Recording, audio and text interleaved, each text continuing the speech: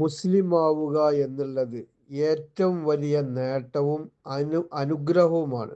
നൂഹ് നബി അലൈഹിസ്സലാമിന് എത്ര ആഗ്രഹമുണ്ടായിരുന്നു തൻ്റെ മകൻ മുസ്ലിം ആവാൻ.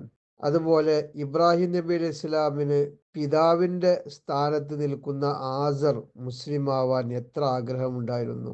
പക്ഷെ അവർക്കൊന്നും ആ ആഗ്രഹം അള്ളാഹു സാധിപ്പിച്ചു കൊടുത്തിട്ടില്ല. അതേസമയം നമ്മൾ മുസ്ലിമീങ്ങളിൽ പെട്ടിരിക്കുന്നു. അൽഹംദുലില്ലാ. അള്ളാഹു എത്ര വലിയ കാരുണ്യമാണ് നമ്മോട് ചെയ്തിട്ടുള്ളത് എന്ന് ആലോചിച്ച് നോക്കൂ. ആ അനുഗ്രഹത്തിന് എപ്പോഴും നാം അള്ളാഹുവിന് സ്തുതി അർപ്പിച്ചു കൊണ്ടിരിക്കുക തന്നെ വേണം. നന്ദി രേഖപ്പെടുത്തണം. കാരണം അതിനേക്കാൾ വലിയൊരു അനുഗ്രഹം വേറെയില്ല. പിന്നെ മറ്റൊരു അനുഗ്രഹം കൂടി നമുക്ക് ലഭിച്ചിട്ടുണ്ട്.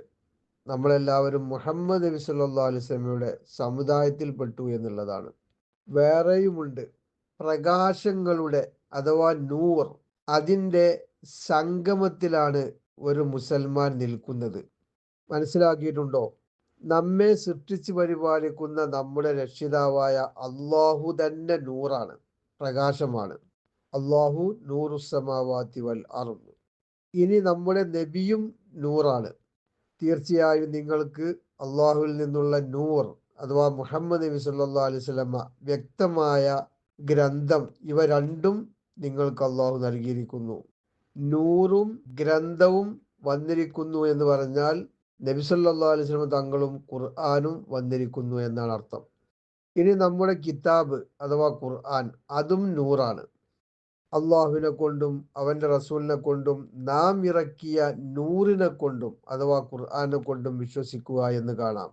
അപ്പോൾ മുസ്ലിം ഉമ്മത്ത് പ്രകാശങ്ങളാൽ നിറഞ്ഞ ഒരു ഉമ്മത്താണെന്നർത്ഥം.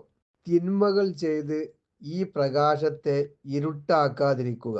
പിന്നെ വിശ്വാസികൾക്ക് പരീക്ഷണങ്ങൾ വന്നുകൊണ്ടിരിക്കും. പക്ഷെ ചിലര് അതിൽ നിന്ന് യൂനുസ് നബി അലൈഹി സ്വലാം മത്സ്യവയറ്റിൽ നിന്ന് പുറത്തു വന്നതുപോലെ പുറത്തു വരും. മറ്റു ചിലരോ പിശാചായി സ്വർഗത്തിൽ നിന്ന് പുറത്താക്കപ്പെടുകയും ചെയ്യും. നഊദു ബില്ലാഹ്. ഈ ദുനിയാവ് ഒരത്ഭുതം തന്നെയാണ്. പ്രതീക്ഷിക്കാത്ത വിധത്തിലാണ് സന്മാർഗം കടന്നു വരിക. നോക്കൂ, ആരാണ് ഫറോവയുടെ കൊട്ടാരത്തിൽ മൂസാ നബി അലൈഹി സ്വലാമിനെ വളർത്തിയത്? കാഫിറായ ദുഷ്ടൻ വളർത്തിയ കുഞ്ഞ് പ്രവാചകനായി മാറിയില്ലേ? അതുപോലെ ഞാനാണ് വലിയ റബ്ബ് എന്ന് പറഞ്ഞു നടന്ന ഫറോവ, ആ ഫറോവയുടെ കട്ടിലിൽ കിടന്ന ആസിയ ബീവി ലോക മഹിളകൾക്ക് മാതൃകയുമായി. സുബ്ഹാനല്ലാഹ്. അല്ലാഹു എത്ര പരിശുദ്ധൻ.